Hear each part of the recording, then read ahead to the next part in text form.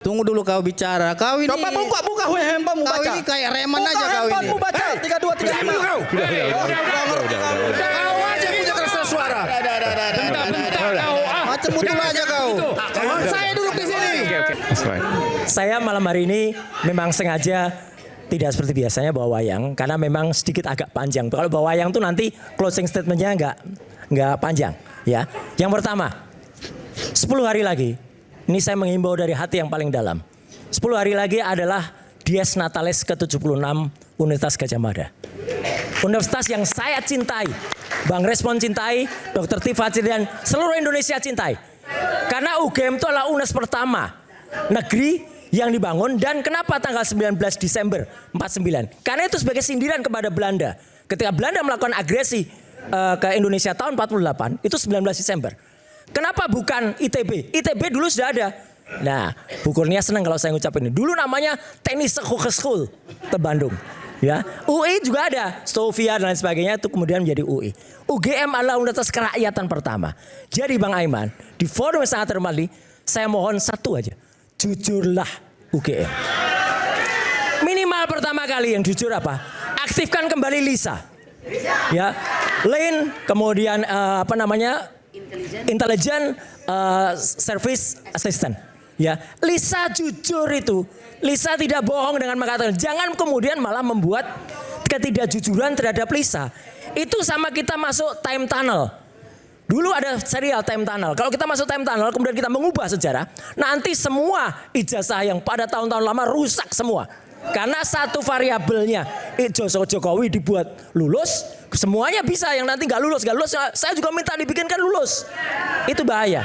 Itu untuk Lisa. Jadi UGM, tolonglah 10 hari lagi murnikan kembali namamu sebagai kampus kerakyatan, sebagai kampus yang kemudian hidup lagi dan jujur.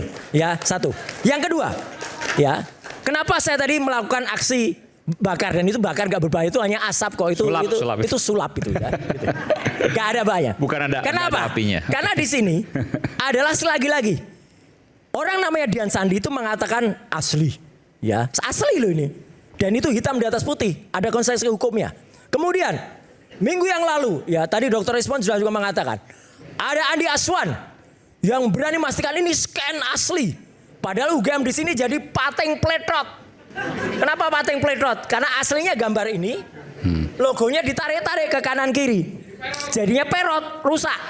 Ya, inilah sebenarnya Dian Sandi, Andi Aswan, dan salah seorang yang namanya Joshua Sinambela itu malah telah berani berbohong di depan publik.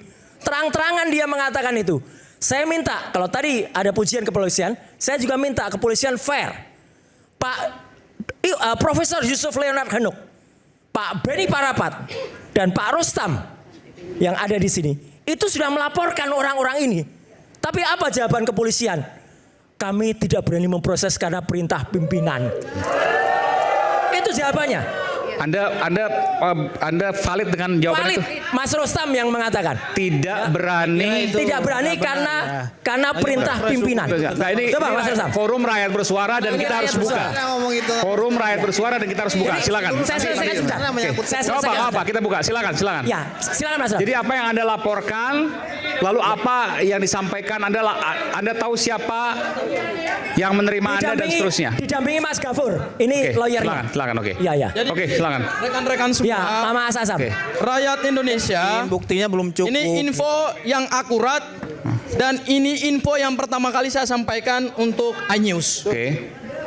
Saya yang mendampingi Bang Rustam, dibersamai oleh Mas Roy, kemudian oleh Bang Rismon, kami melaporkan 2 orang, yaitu AA dan JS. Dan saya yang mendampingi pelapor AA itu Andi Azwan dan Andi Azwan. Joshua Sinambela. Atas apa? Atas 2 pasal. Oke. Pasal 32 dan pasal 35 Undang-Undang ITE, karena diduga yang bersangkutan di forum rakyat bersuara juga menyampaikan bahwa ijazah Pak Jokowi scan-nya asli. Oke. Padahal berdasarkan pengamatan dari Mas Roy dan Bang Rismon, ijazah tersebut diduga dimanipulasi, diubah formatnya. Kami melaporkan itu, saya yang bertemu langsung dengan penyidik. Itu kami membuka dari siang sampai malam mungkin sekitar jam 10. Kapan itu? Beberapa hari yang lalu ya, Oke. Bang Rustam ya. Jadi saya challenge penyidik Polda Metro Jaya. Yang kami laporkan itu kalau dalam hukum pidana, itu ada 3 hal. Yang pertama adalah peristiwa hukum, yang diduga adalah tindak pidana. Kemudian yang kedua adalah pasal yang kami laporkan. Dan yang ketiga adalah uraian unsur-unsur tindak pidana atau delik. Saya mempresentasikan kepada penyidik. Saya bawa bukti permulaan yang cukup. Saya presentasikan unsur-unsur pidananya, pasal 32 dan pasal 35. Saya presentasikan juga pasal 32 dan 35 berdasarkan unsur deliknya. Lalu kemudian kami berdebat. Masuk dikonstruksi juga. Begitu kami berdebat, penyidik mengatakan kepada kami, kalau begitu Mas sebentar, saya keluar, saya telepon dulu pimpinan. Begitu masuk lagi setelah telepon pimpinan, apa yang dijawab oleh penyidik? Mas, ini tidak bisa kami terima. Kenapa? Arahan pimpinan karena 1, dugaan tindak pidananya tidak ada. Kedua, unsur pidananya tidak terpenuhi. Dan ketiga, ini praduga. Saya jawab 3-tiganya, saya berdebat. Saya bilang panggil perwira. Pimpinannya suruh panggil. Jadi Anda ini siapa? Penyidik pembantu. Saya minta pimpinan perwiranya ke sini. Saya berdebatlah dengan perwiranya. Saya bilang kalau hari ini konstruksi Polda Metro Jaya adalah ini berdasarkan asumsi, maka rusaklah penegakan hukum kita. Kenapa? Karena pidana itu dimulai dari adanya praduga, adanya asas dugaan tindak pidana. Kami menduga boleh dong. Boleh dalam hukum pidana itu sah. Kan tersangka itu kan seseorang yang diduga. Itu 1. Kami duga berdasarkan apa yang dia sampaikan di sini. Hal yang kedua, kalau unsur pidananya tidak terpenuhi, saya jelaskan. Saya jelaskan kepada penyidik berdasarkan unsur-unsur delik pasal 32 dan pasal 35. Kemudian dia katakan buktinya tidak cukup. Saya bilang ini bukti permulaan. Kami punya bukti, ada saksinya nanti. Tugas penyidik adalah melakukan pemeriksaan terhadap alat bukti, bukan menolak. Jadi jangan pernah menolak alat bukti kami. Akhirnya yang terjadi kemudian keluar. Jadi sampai sekarang tidak berhasil. Keluar lagi, masuk terakhir. Karena mungkin sudah jam 10 malam, saya bilang, Pak Perwira, tolong masuk lagi karena ini sudah jam 10 malam. Tidak bisa seperti ini penegakan hukum. Berapa jam Anda melaporkan itu? Mungkin sekitar dari jam 2 siang sampai jam 10 malam. 8 jam? 8 jam. Oke. Apa jawaban pimpinan terakhir? Apa jawaban penyidiknya terakhir? Pak, ini arahan pimpinan. Oke, masuk ya. Saya bilang kepada penyidiknya, hari ini kita sama-sama harus sepakat bahwa Anda menolak laporan Pak Rustam Effendi terhadap 2 orang, yaitu saudara Andi Azwan dan Joshua Sinambela, itu bukan karena 1, alat buktinya tidak terpenuhi, deliknya tidak ditemukan, kemudian tidak ada peristiwa hukumnya, tetapi Anda tolak karena arahan pimpinan. Dan itu kita sepakat bersama. Saya tanya, arahan pimpinannya siapa? Wakil Direktur Tindak Pidana Cyber Polda Metro Jaya. Wadir. Itu disebutkan kepada kami. Dan saya bilang, kalau begitu saya pinjam pernyataan Anda, saya akan sampaikan ini kepada publik.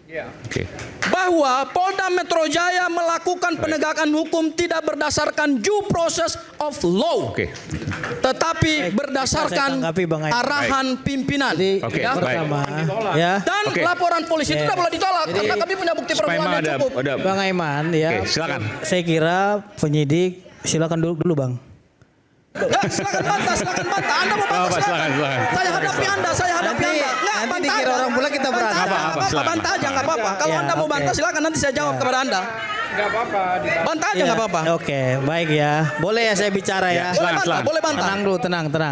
Oke. Kan nggak apa-apa dibantah. Ya, Saya boleh kira bantah. semua laporan itu harus diverifikasi dulu Bang Aiman, dan harus memang dilakukan konseling terkait dengan unsur pasal maupun alat bukti yang diajukan untuk melaporkan seseorang. Kalau memang kita melaporkan seseorang semuanya diterima, kan tentu bukan hanya pelapor yang dirugikan, tapi terlapor juga dirugikan. Jadi tadi Bang siapa tadi namanya menjelaskan bahwasanya penyidiknya udah menyampaikan bahwasanya unsur pidananya tidak terpenuhi, kan gitu. Abang melaporkan pasal 23 Undang-Undang ITE 32. Sudah pernah baca? Tunggu. Saya tanya Bang Pitra dulu. Udah pernah baca Jangan. pasalnya belum? Tadi kan udah bicara. Enggak, maksudnya udah pernah baca pasalnya? Tunggu dulu. Enggak, saya cuma tanya doang. Coba Pernah baca Anda unsurnya enggak? tunggu Unsur pidananya. dulu. Oke. Tunggu dulu dong. Anda tadi menggebu-gebu sekali ketika saya bertanya kepada saudara langsung AIU gitu. Nah, pasal 32 itu saya ingin tanya, pasal 32 itu terkait apa? Ya justru saya tanya Anda, kok Anda balik tanya? Kan kau yang melaporkan. Kalau Anda nggak mengerti pasal 3235, Kan kau tadi Anda jangan bantah. Bukan. Kalau Pertanyaan- Anda tidak inilah. mengerti unsur-unsur pidana pasal 3235, Kan dia Anda jangan menjelaskan. bantah. Anda tidak punya kompetensi. Oke. Anda bukan orang yang ada di Polda Tapi Metro Jaya. intinya Anda bahwa- manipulasi punya data. keahlian juga untuk mengerti pasal Manipulasi data. 3235. Oke. Manipulasi data. Hah? Coba Manipulasi unsurnya data. apa? Kok kau bertanya? Enggak unsurnya. Tunggu dulu Kita kau. pidana itu bukan Jangan kau unsur kayak cacing pidana. kepanasan. Coba Tunggu unsurnya, dulu, coba. ya. Coba unsurnya. Diam dulu. Unsurnya apa? Diam dulu. Oke, Pasal 3235 unsurnya apa? Silakan. Bang Aiman ya. Oke, ini kan Unsur pengacara. pidananya apa? Coba. Simpel saja. Enggak usah saya berbicara unsur. Itu Pidana pasal itu ditolak apa tidak, lihat unsurnya, Bos. Anda orang Boleh hukum nggak ngerti. laporan itu ditolak, itu aja Nggak ngerti dulu. unsur pidana gimana sih? sederhana, ini ada Katanya pakai orang pidana. hukum, Oke, katanya ahli hukum. Kita dengar. Unsur pidananya aja nggak ngerti. Bentar. Iya, jangan. Kita berikan Bang Pitra dulu untuk Ya, kesempatan. silakan. Jangan dipotong dulu. Silakan Bang Pitra. saya ingin Saya satu tanya kepada closing pengacara. terakhir. Tunggu dulu Nanti, Bang Mas. Roy. Itu Kalau pasal nggak paham, baca pasal aja. Buka nanti. handphone ya, Bang. Nanti. Silakan Bang Pitra. Lihat dulu, pasal 32 itu delik biasa atau delik aduan? Nggak usah ajarin itu, Bang. Dulu, enggak. Jangan bilang itu. Tunggu dulu. Coy. Itu delik aduan atau delik biasa enggak? No. Lu jawab dulu itu. Oke, Lu bilang kalau itu. tanya, saya tanya Anda, Dijawab ya, Anda biar delik apa? sekarang waktu Lu terbatas. Saya tanya Anda delik apa? Enggak. Saya balikin, saya tahu, saya orang hukum. Saya Karena lu tahu, itu lu jawab sendiri sini biar Ya, terjawab. ya jawab Itu lah. delik Gua aduan tanya atau delik unsurnya, biasa? lo nggak ngerti. Tunggu dulu. Oke. Unsur pidana nggak ngerti. Silakan Bang Pitra. Mau membela Aduh, kepolisian Bang tapi unsur Aiman. pasal 3235 nggak ngerti. Tunggu dulu kau bicara. Kau ini Coba buka handphone Kau baca. ini kayak reman Buka aja kau handphone ini. baca 3235. Kau aja punya kerasa suara. Macam dulu aja kau. Saya duduk di sini. Oke. Baca dulu unsur pidananya. Saya tadi duduk di sini. Yang tanya ahli hukum. Ahli hukum apaan kayak begini? Dan saudara, saya dulu berdiri. kita akan jumpa lagi minggu depan di Rakyat Bersuara. Sampai jumpa minggu depan. Udah. Oke, udah.